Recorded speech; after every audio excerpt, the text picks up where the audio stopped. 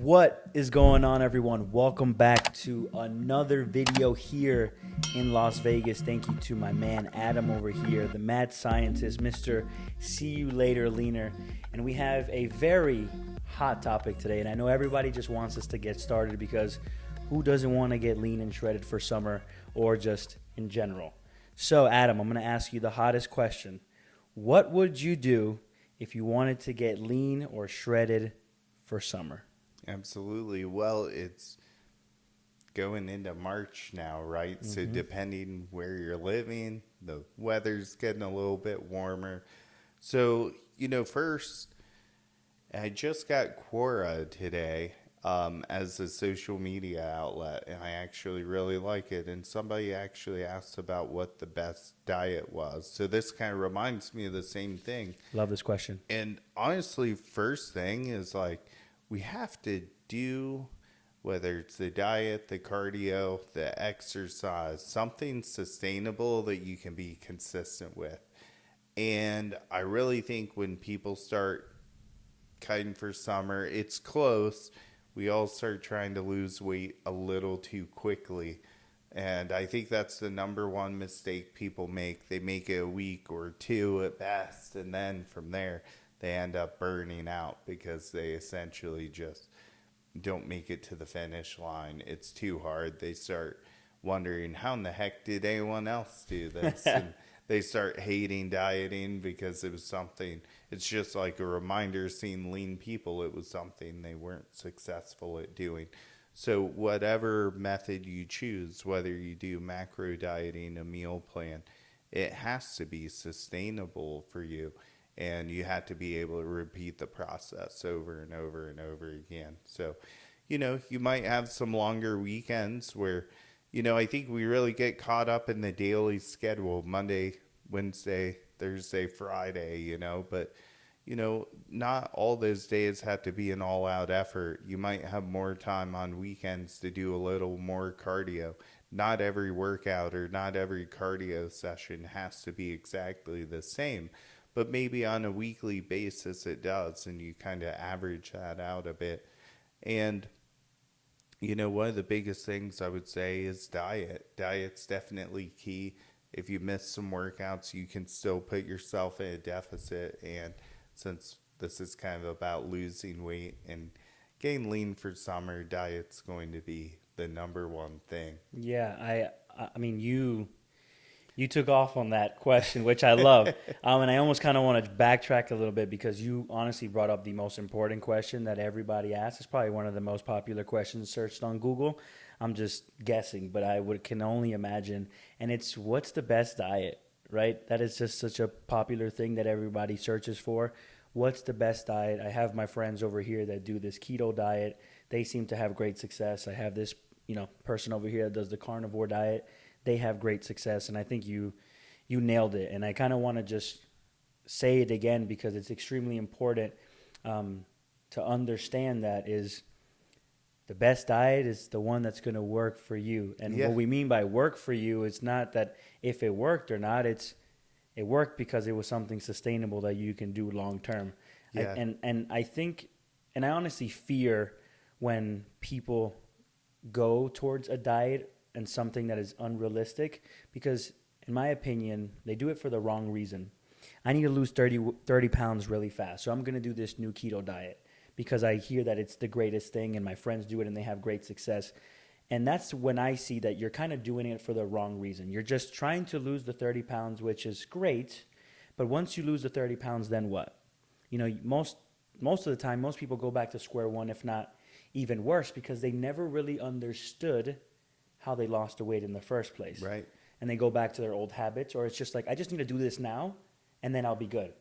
Right. Yeah. But then most people end up gaining all this weight back really fast.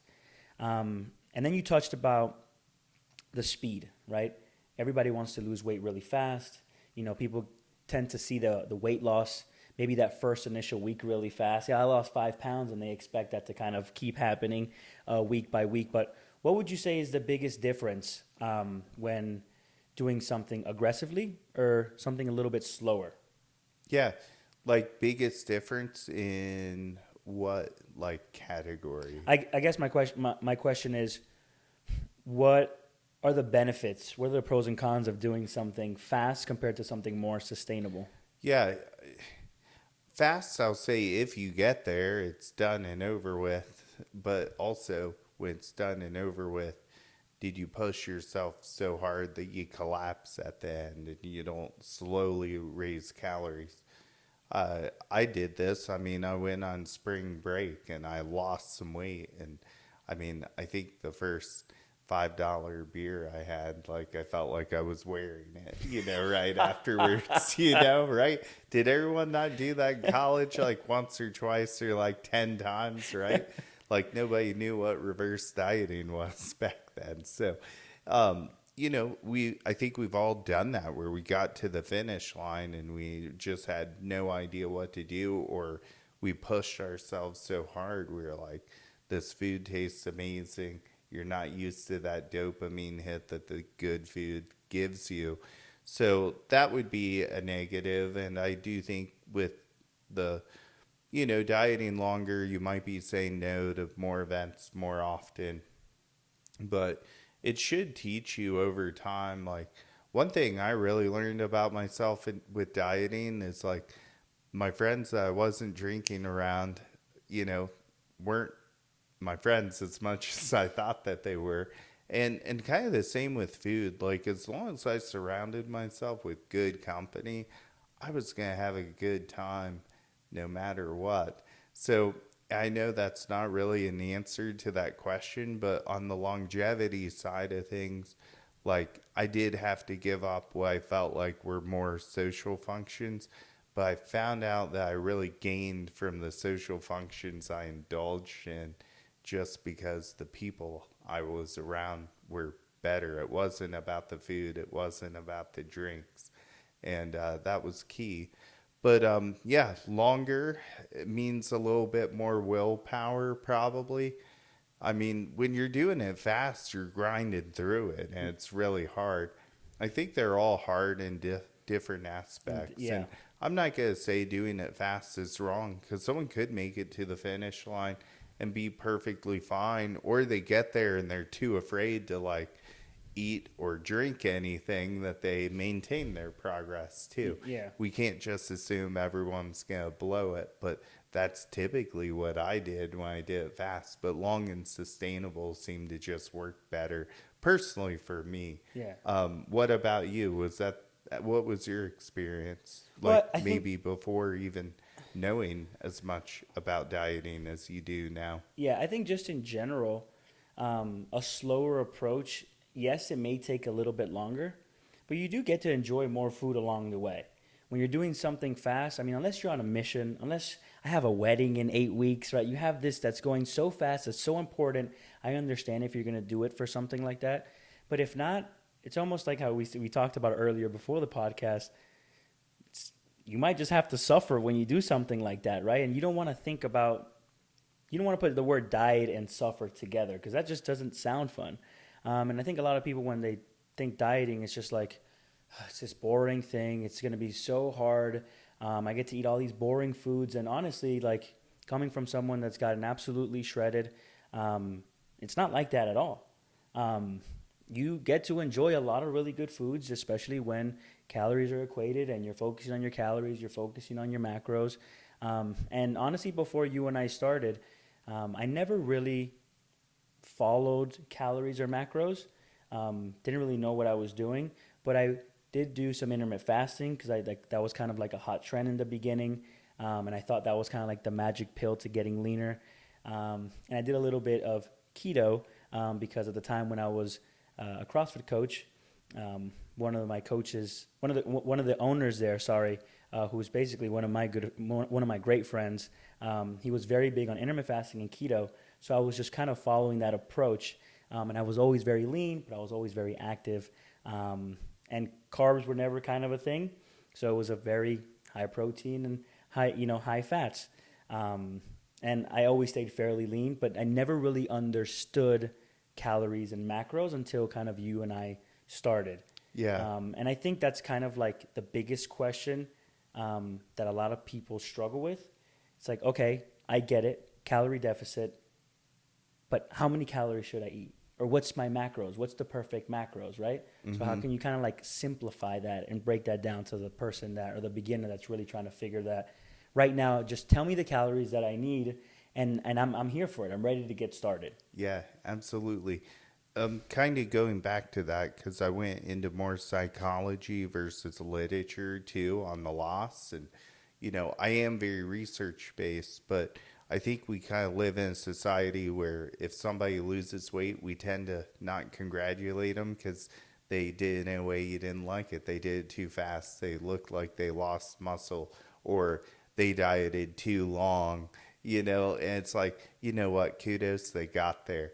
Now let's try to keep that person there. But if you do lose more than 2 pounds a week, there's a significant risk of losing lean tissue. So that is the hard thing about going really hard in the paint on the diet and losing very quickly, or, you're crap 2 weeks from spring break and you're like, I'm dieting now.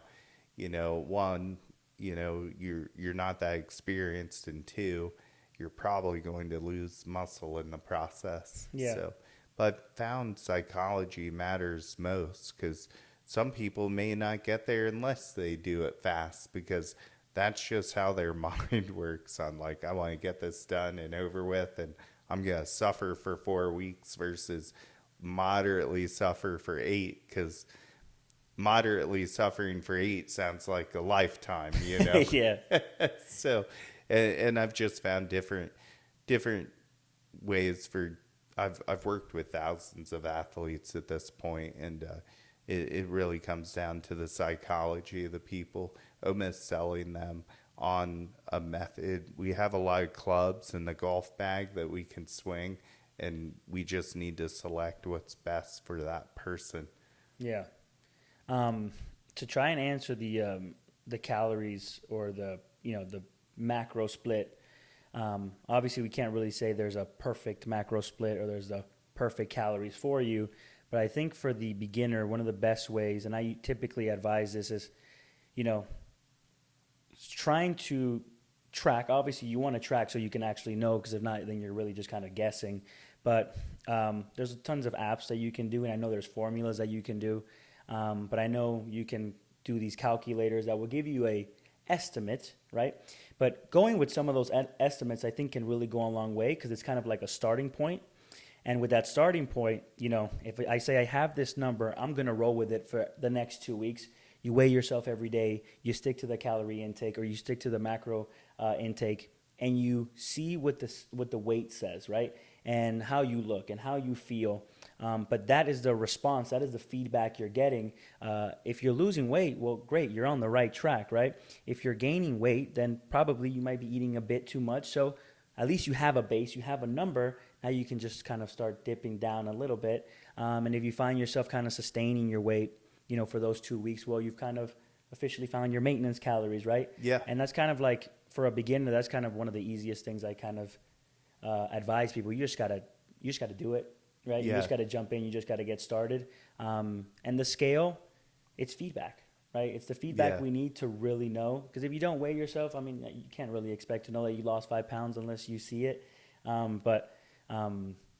Yeah, and personally, like I said, unless you have any other recommendations on what's the easiest way to calculate my macros or or my calories, at least that's the way I would go about it. Yeah, well, I think once you have your calculation being in roughly 200 to 300 calorie deficits, really good.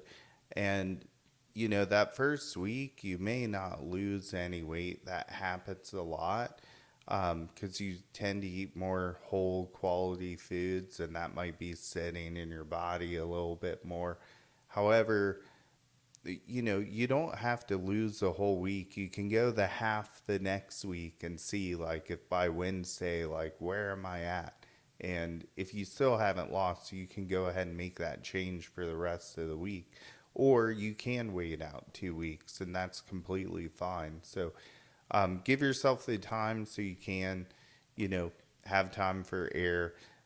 This seems to be a podcast geared more time towards first-time dieters, and really give yourself the time. Give yourself the time that you think you would be ready for your spring break, like 4 weeks early, and then you can reverse diet into the spring break and have more of a likelihood of maintaining that progress a little bit better. Yeah, I definitely want to touch on the reverse dieting topic probably just a little bit later into the podcast. But now, kind of like, all right, well, what kind of food should I be looking for, right? We're not following no specific diet. It's more of like a lifestyle, let's say. That's kind of the route. Because if you're going for a specific diet, well, then you kind of know the foods you probably should be eating. But if you're doing more of a, I'm looking for a balance, I'm looking for a lifestyle, what are the better foods, right? 'Cause I wouldn't say best foods, but the better foods that are going to put me in a position to be in a calorie deficit, to be a lot fuller, and not feel like I'm hungry. Yeah, this actually goes back to my core question. Somebody had commented, I think the macro diet's best, and someone commented under there, like, well, good for you if you eat candy bars and stuff like that. So they just immediately assumed this person would eat like that. You know what? I'd rather have my client eating candy bars and being 10 pounds lighter and sticking to it versus somebody who's trying to eat only whole foods, non-processed foods, and realize they hate that, and then they binge on candy and they're staying at square one all the time. So food quality is important from a fullness, and then we can arguably say a health perspective too. But you know, you guys are beginners. You may not be ready to take it to that level.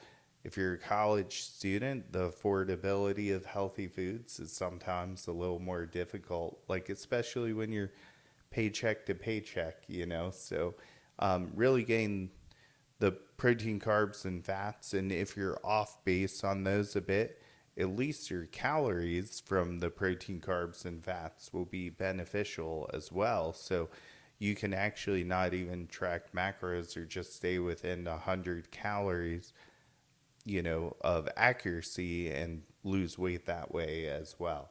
But you may underconsume protein, which isn't a great thing, but it will still get you there. Yeah. And I think that's the most important thing is the whole foods will allow the adherence to probably be better just because you are going to be a little bit fuller. However, you know, having something you enjoy can actually keep you in the process as long as you have portion control with that thing that you enjoy. And some people may find that they're just not ready for that yet. But I remember when I first started macro dieting, I wanted to fit sushi, as you would know, into my diet. And it felt like such a win to eat like 2 rolls versus like 2 all you can eat plates. And that just felt really rewarding to me. And I was like, wow, I actually ate this food. I really enjoyed it. I actually feel great afterwards because I didn't eat a ton of it. I think we've all had our favorite foods that we eat so much of that we think we can't have because we feel so bad afterwards. Yeah. It really comes down to just portion control. Yeah, no, honestly, you literally nailed that whole topic there. I actually, you know, even from my experience, I did do the whole foods, non-processed foods, like all the way, 100%. And while that is great, you know, you feel good, you get really full. You get to the point where you almost kind of like start itching and craving these foods, right? The foods that most people say we shouldn't eat, or these treats, or these foods that make us feel good. And that's where it becomes hard, because then sometimes people get caught into a trap where like, or a rabbit hole where once they have access to this food, because they can't wait to have it, it's almost like you can't get out of it. Right. But if you have a nice balance with it, where you could have, you know, you should have those whole foods, especially if you're looking to diet down. They're easier because they're a little bit lower in calories. So it's a lot helpful to get in that calorie deficit. But if you can sneak in that dark chocolate, or, you know, a Krispy Kreme donut, or whatever it is, as long as the calories are equated and you have some control, that's the most important thing. Like, you know, ever since we started macros, I've never felt better when dieting and getting ready for a show and saying that I can have a Ninja Creamy every single night that has a Reese's Cups, that has a gluten-free Oreo in there. And yeah, I feel like I'm literally having ice cream every single day. Absolutely. And I think it's, for me, it's sustainable. I'm losing the weight. I've gotten the dream physique, you know, to compete. And I I almost like don't like to brag about it, but it's almost like that to me is the secret hack, right? And again, it all comes back down to the sustainable approach. Yeah. But as for the diet, you mentioned reverse dieting. So let's say someone loses the weight. I lost the weight. Now what? How do I just keep going? Do I keep with that deficit that helped me get from point A to point B? What do I do now? What's this reverse dieting, and how do I approach that? That's where I think a lot of diets fail. People get there and then they don't know what to do. And it's the more tempting part because you can get a little more wiggle room once you work your metabolic rate up higher as well. So typically I tell people to raise their calories slowly. You could go up by 100 calories or 150, even 200 or 300 in steps, and slowly reverse diet out of this. The goal is to try to keep the weight as low as possible. Sometimes you lose weight, you lose inflammation, your thyroid upregulates as you add more carbohydrates back in.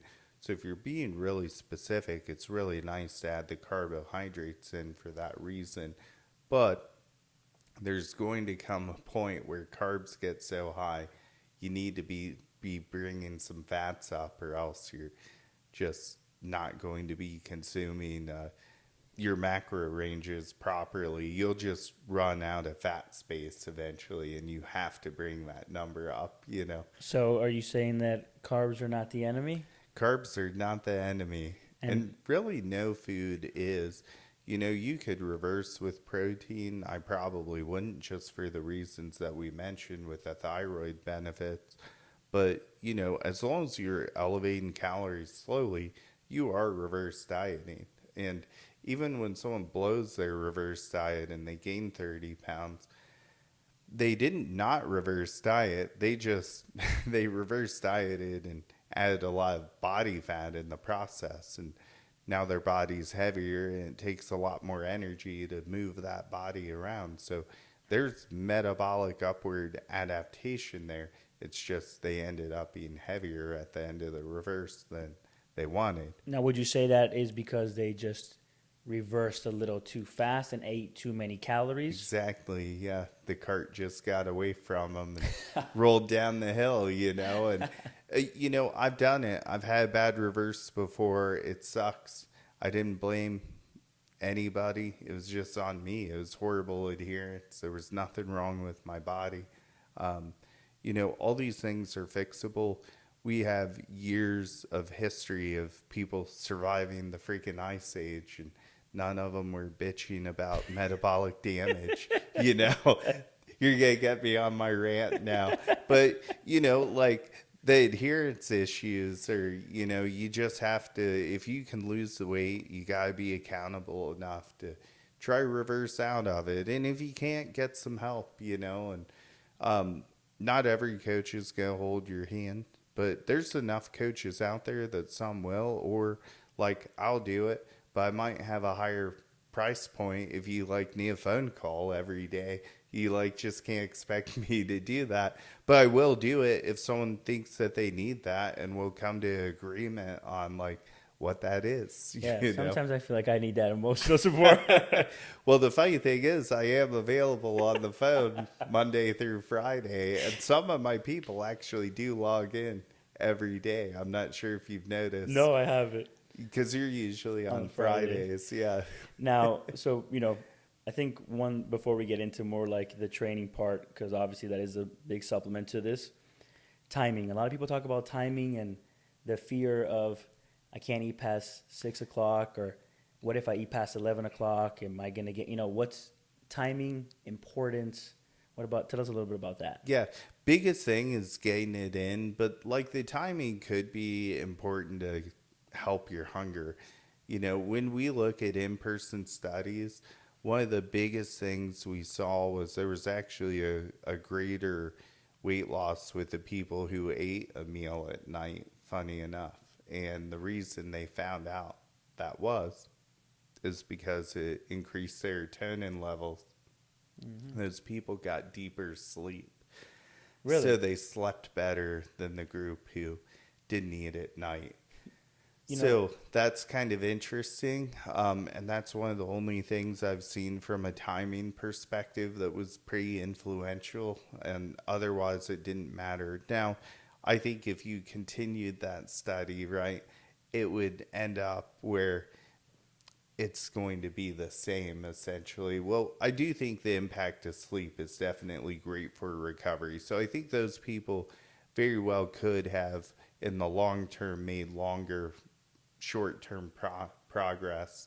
But I think eventually you would always like kind of catch up. I really believe the calories at the end of the day matter the most, you know. and you know, I quickly want to just say that, you know, it's funny you say that because when I eat really late, for whatever reason, it's 10:30, 11, and I happen to get my last meal in for whatever reason, I wake up hungry. I wake up really hungry compared to just if I ate a regular dinner at 7:30, 8 or 8:30. I almost wake up more regulated. Um, but yeah, for me, it's a little bit vice versa when it comes to that. Uh, but I think we kind of nailed the nutrition part of it. Now a little bit about the activity, the training side of things. It's very popular for a lot of people to say, I'm trying to lose weight, so I'm going to do lots of reps for very light weight. Yeah, yeah. Why do you think that's probably not the best approach, or maybe you think it is the best approach? Yeah, it's all going to come out to your volume. So like if you pull or push, 20,000 pounds in a workout, you're basically counting each light rep and you're maybe only making a small dent in it, but you're lifting heavy weight and you're making a big dent in it. 20,000 pounds is 20,000 pounds moved at the end of the day. So you could do it one way or another. And I don't think that's going to make any significant difference. So don't get too caught up on that. I do think you should always hit something heavy, something medium, something light. Yeah. And preferably sequentially in that order in a standard fashion. However, like I have some knee issues, so like my leg day starts with some high rep extensions because my joint just does not handle the load of a really heavy squat. But if I pre-fatigue it, I just never reach weights with my muscles that the joints can't handle. Yeah. So, in scenarios like that, it's kind of a little bit reversed. But for the most part, I think if people follow that and put their compounds first, again, in a standard scenario, can be really helpful. Yeah, I think, to break that down, basically, if you're doing 5 or 6 exercises, you can start those first 2 exercises as being your bigger and heavier lifts. And then you can kind of go into a more moderate rep range, and then maybe your last exercise be a little bit more high rep range. At the end of the day, all rep ranges build muscle, but you definitely want to go in there with the intention of trying to build muscle and trying to push yourself, never really asking yourself, could I have done 10 more reps? Because if the answer is yes, well, that's just the green light of you can probably just go a little bit heavier. Yeah. Right? Now, for cardio purposes, a lot of people like to do cardio when it comes to losing weight and kind of forget about strength training. I feel like some people put cardio is meant to burn fat and strength training is more of the building muscle. So I'll do that when it's time to build muscle once I've lost the fat, right? I hear that a lot. I'll lose the fat first, so we do cardio for the next 4 or 5 months. And once I get there, then I can start building muscle. Yeah, it's always nice to sustain the muscle on the way. And maybe bring your training down to like 3 days a week or do a lower body and upper body day, but at least train a little bit.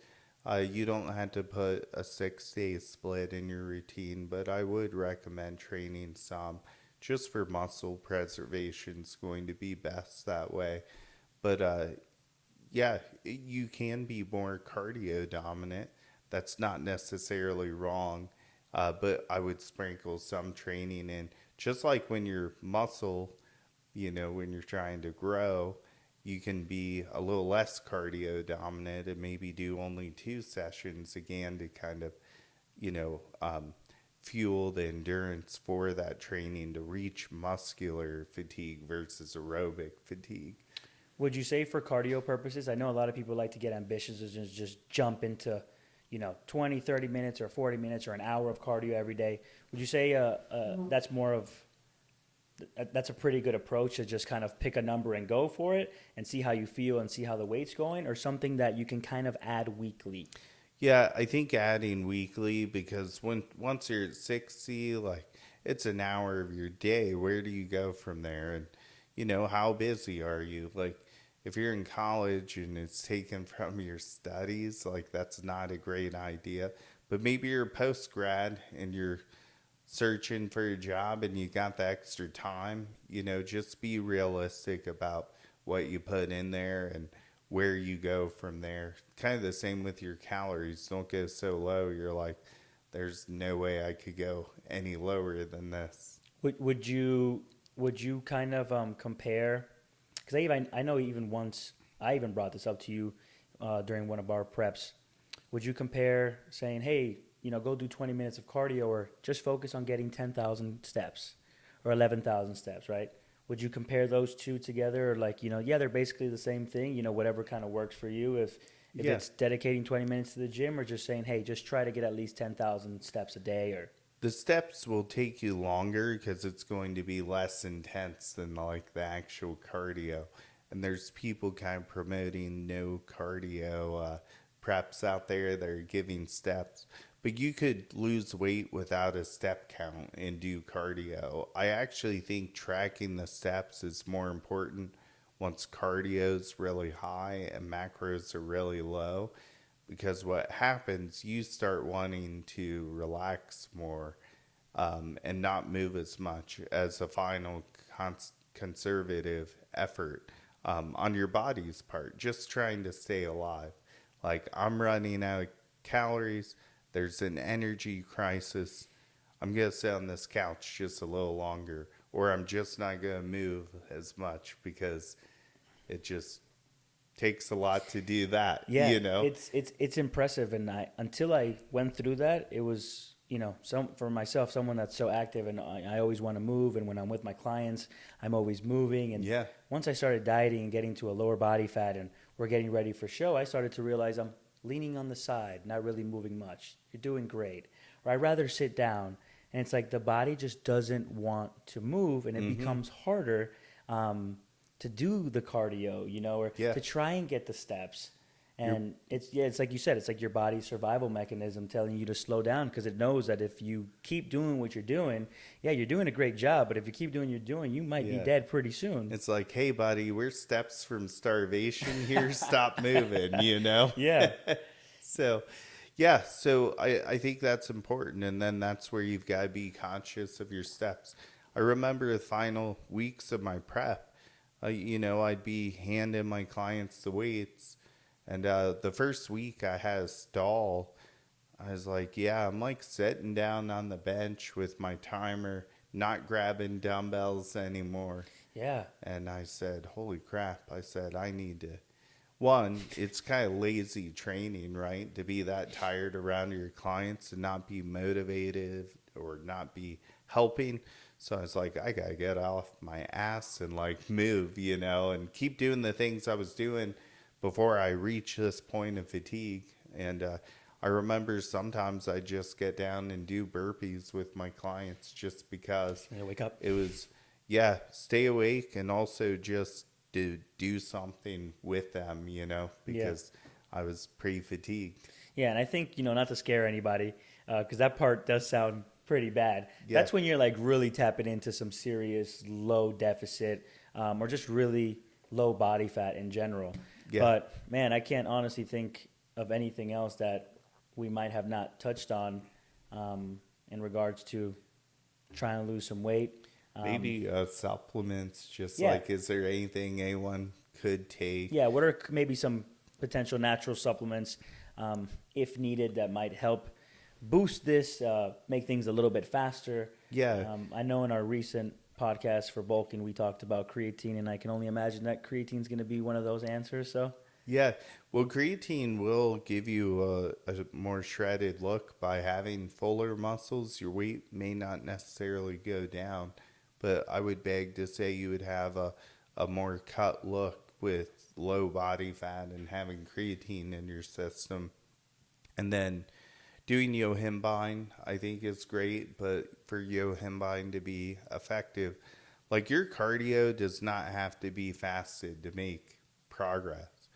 If you want to use yohimbine and have the yohimbine be beneficial, there's the need for fasted cardio for the yohimbine to be effective. I think that's why people get confused because I'm very science based and they're like, Adam must be a bro because his people are doing fasted cardio. Or like I saw one of his people doing fasted cardio. It's because they're on yohimbine. Because otherwise they're just wasting their time. So the yohimbine actually gets disrupted around food, and you don't get the benefits of it. So you usually do that with 200 milligrams of caffeine. But yohimbine makes some people anxious, so sometimes it's not the best choice. It does make your heart beat a little faster. So, but it is natural. It is something people can use with caution, of course. But I would say that's probably one of the best fat burning aids out there. Oh yeah. So I honestly I've heard the yohimbine go out there. Didn't really know too much of it. Yeah. But when I did hear yohimbine, I did hear kind of like the, your heart kind of speeding up a little bit. So would you say, because that might have sounded pretty attractive to some people, would you say you need that? Don't need it. And I'd also say get into your diet for a while first, like, because you can take all the yohimbine you want, but it's not going to work unless you're in a deficit. And also, like, since it does speed up your heart, it's never bad to be down a few pounds before you start taking it because, your heart's going to be beating faster when you're heavier. So lose a few pounds, and then it's not going to affect you as much when your heart rate goes up when you're leaner than if you just take it from the get-go. Yeah. I think that's why a lot of supplements say, like, consult your doctor or, actually, be on a diet and exercise program before you start this, But I think a lot of people like to jump to the pills. Of course. We're kind of taught that from day one. Take something to fix it. How do I get there the fastest way possible? Yeah. I think I'm pretty happy with everything we kind of talked about, unless you feel like we might have missed something. Yeah, I think we covered everything. Yeah. Aside from like, where do you guys get good shorts when they're shredded? Do you have any clothing recommendations? Besides, TLF, which, by the way, if you guys already don't know, if you guys want to get anything TLF related, you guys can use TLF-Giancarlo. I'll also put that in the description down below. It's gym to street gear. I wouldn't say they have bathing suits, but I definitely use a lot of their shorts for some bathing suits. And as a matter of fact, I know Danny and I are planning on jumping in the jacuzzi pretty soon, and I brought some TLF shorts to do that. And speaking of having our treat and having that balance, I'm having some dark chocolate after this podcast. I'm looking forward to it. And I think the most important thing to say here is, like I mentioned before, the best diet is the one that you can actually stick to. Finding that proper balance so it's something sustainable that you can do long term. Same goes for cardio. I know we talked about that when we mentioned cardio for bulking and should you do it. Whether it's going out for a walk, whether it's playing some basketball, that's kind of like my go-to thing right now. It's doing something that you just enjoy doing. No one really wants to do something that they don't enjoy doing. And that goes for when you're making your foods too. Don't be afraid to add some salt, add some pepper, add some paprika, whatever it is that's going to make it taste good, do it, right? As long as we're focusing on the total calories, that's going to be one of the most important things, right? We want to be in that calorie deficit. The three things I always talk about that are the most important thing when getting the results is, in my opinion, while the calorie deficit is by far the most important thing, but I think all these three should go in this order, in my opinion, is focus on your sleep, focus on your nutrition, and then focus on your training. And that's kind of the way I teach and preach it. Absolutely. Sleep's huge, I think, too, to make sure you're recovering from all of this and kind of the time machine to your next meal. Yeah, I mean, how do you feel when you don't sleep as much, right? Right. You feel groggy, you want to kick somebody in the face, and sometimes we get hungry when we don't sleep as much. So it almost sets you up for failure, right? Because now I'm hungry, and I'm usually not hungry for a chicken breast, right? Right. I'm usually hungry for a donut or a muffin, something that has a lot of high calories. So that's why I tell people it should be sleep first, right? Because you feel better, you have more energy, you can use that energy to perform better in the gym. And if I don't sleep well, maybe I might not want to go to the gym. Or if I go to the gym, well, at least I'm here, but I really won't go as hard today, right? So Right. it's extremely important to get enough sleep. And speaking of sleep, it is kind of late here in Vegas. And I think the time change for me and Danny has been a little bit different, but we are trying to go enjoy that jacuzzi with some dark chocolate and maybe some Fairlife chocolate milk, and then we're going to hit the sack. So I think that's pretty much it, unless you have anything you want to bring up, Adam. I think that's it. Make sure, in case you guys want to check out my man Adam, my coach. I love this man to death. Mr. See You Later Leaner. I'll put his handles here down below. I appreciate you guys for continuously following our journey because we are on a mission. This is my bulking season. I will be bulking potentially for the next year. And then we're looking to make that return in 2025 and hopefully get that IFBB Pro card. So it's going to be a fun, a long, and a beautiful journey throughout this whole, throughout the whole journey. Yeah. Right. So it's one step at a time. Right now we're focusing on the bulk, and then we'll get on the cut. I hope these tips were extremely helpful. If you guys have any questions, please let us know in the comments below. As always, if you guys like the video, smash that thumbs up button. If you guys are new to the channel, I appreciate if you guys subscribe and tap that bell. That way you guys get notified when I post. And I'll catch you all in the next video.